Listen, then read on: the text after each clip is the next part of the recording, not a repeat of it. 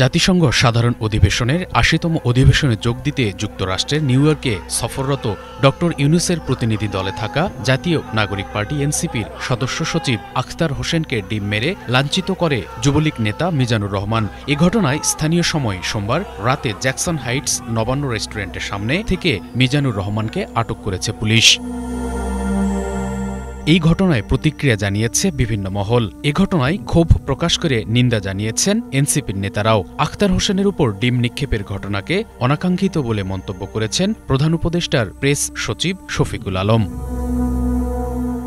দূতাবাস ও জাতিসংঘে বাংলাদেশের স্থায়ী প্রতিনিধির সমন্বয়হীনতার জন্যই বিমানবন্দরে অনাকাঙ্ক্ষিত ঘটনা ঘটেছে বলে মনে করেন বিএনপির ভারপ্রাপ্ত চেয়ারম্যান তারেক রহমানের পররাষ্ট্র বিষয়ক উপদেষ্টা হুমায়ুন কবির। সোমবার স্থানীয় সময় সন্ধ্যায় ম্যানহাটনের গ্র্যান্ড হায়াত হোটেলে সাংবাদিকদের সঙ্গে আলাপকালে তিনি একথা বলেন।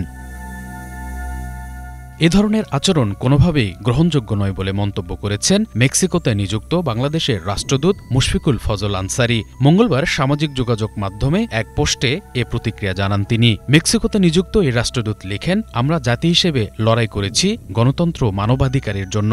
আর আজ এমন সময় এসে যদি আমাদের নেতাদের নিরাপত্তা নিশ্চিত করা না যায়, তাহলে সেটি কেবল অবহেলা নয়, ইতিহাসের কাছে এক অমার্জনীয় ব্যর্থতা। তিনি লিখেন, এই হামলা শুধু ব্যক্তির উপর নয়, এটি বাংলাদেশের মর্যাদা, আমাদের গণতান্ত্রিক অঙ্গীকার এবং একটি নতুন পথ চলার উপরও হামলা।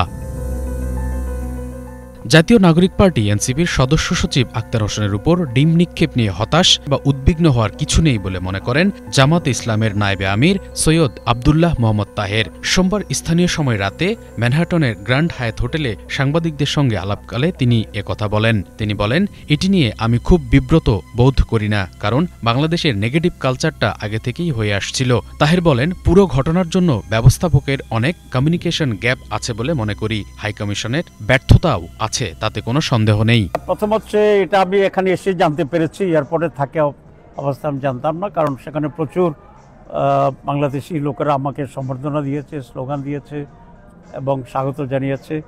সুতরাং বাকি কাজটা আমি টের পাইনি। এটা আমি খুব বিব্রত বোধ করি না। এই জন্য বাংলাদেশের এই নেগেটিভ কালচারটা আগে থেকেই হয়ে আসছিল। যখন এই কোনো সরকার প্রধান সফর করে, বিরোধী দল যেই থাকে আইসে এখানে স্লোগান দেয়। আমেরিকা একটু ডেমোক্রেটিক দেশ, 10-20 জন আইসে এখানে একটা স্লোগান দিতে পারে, ডিম মারতে পারে।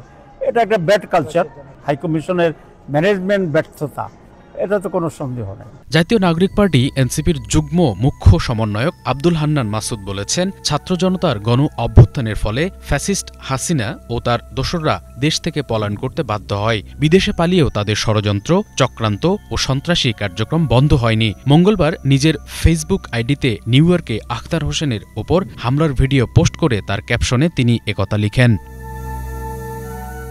পুরো ঘটনায় জড়িত পতিত আওয়ামী লীগের উদ্দেশ্যে হুঁশিয়ারি দিয়েছেন এনসিপির অন্যতম শীর্ষ নেতা সার্জিস আলম। মঙ্গলবার সকাল 10:15টায় নিজের ভেরিফাইড ফেসবুক পেজে দেওয়া এক পোস্টে এনসিপির উত্তরাঞ্চলের মুখ্য সংগঠক বলেন, এই পাঁচাটা দালাল এবং জনতার ভয়ে জান নিয়ে পালিয়ে যাওয়া তাদের মা হাসিনা হাজারের অধিক খুনের নির্দেশদাতা। বিগত 17 বছরে এই দেশে গুম, খুন, বিচার বহির্ভূত হত্যাকাণ্ড, লুটপাট, ধর্ষণ থেকে শুরু করে এমন কোনো ঘৃণিত কাজ ও অন্যায় নেই যা তারা করেনি। একইভাবে ক্ষোভ প্রকাশ করে নিন্দা জানিয়েছেন যুক্তরাষ্ট্রের হাওয়ার্ড বিশ্ববিদ্যালয়ের সহকারী অধ্যাপক ড মির্জা গালিব। মঙ্গলবার সকালে নিজের ভেরিফাইড ফেসবুক পেজে দেওয়া এক পোস্টে তিনি লেখেন, নিউ ইয়র্কে আওয়ামী লীগের কিছু গুন্ডাকে দেখলাম আখতার, যারা আর মির্জা ফখরুলকে গালাগালি করতে। একটা গালি আমার কানে আটকে গেছে, জুলাই সন্ত্রাসী। আওয়ামী লীগ মূলত জুলাইকে একটা সন্ত্রাসী ঘটনা বলেই মনে করে, আর হাসিনার অবৈধ শাসনকে মনে করে বৈধ। এর আগে গোপালগঞ্জের ঘটনাতেও আমরা দেখেছি এদের সন্ত্রাসী খাসলতের মধ্যে বিন্দুমাত্র পরিবর্তন হয়নি। হামলার পর এক প্রতিক্রিয়ায় আখতার হোসেন বলেন, হাসিনার গুলির সামনে ভয় পায়নি, ডিমে কিছু আসে যায় না। আমরা সেই প্রজন্ম যারা হাসিনার গুলির সামনে দাঁড়াতে আমরা ভয় পাই নাই, অতএব কারো ভাঙ্গা ডিমে আমাদের কিছু যায় আসে না। শুভ ইসলাম, বাংলা ভিশন, ঢাকা। আবারও প্রমাণিত হয়েছে যে আওয়ামী লীগ একটি সন্ত্রাসী সংগঠন।